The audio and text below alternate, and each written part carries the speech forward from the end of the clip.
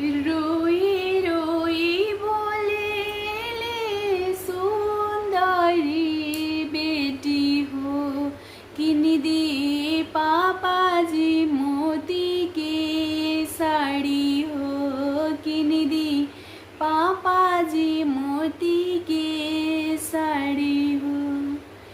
तोहरो जनमवा बेटी गरीबवा घरवा हो, कहाँ पोएबो मोती के साड़ी हो, कहाँ पोएबो मोती के साड़ी हो।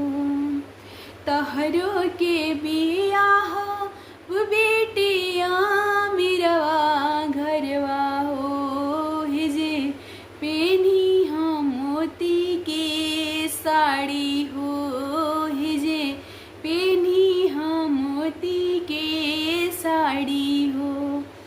रोई रोई बोले ले सुंदरी बेटी हो, किनिदा भैया मोती के साड़ी हो, किनिदा भैया मोती के साड़ी हो।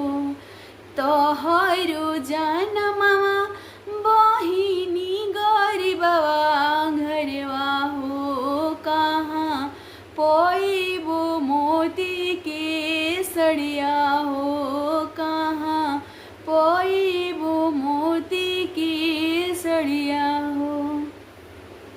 तोहरो के बियाह बहिनिया मेरवा घरवा हो, हिजे पेनी हम मोती के सड़िया हो, हिजे पेनी हाँ लहंगवा सड़िया हो, हिजे पेनी हाँ बनारसी सड़िया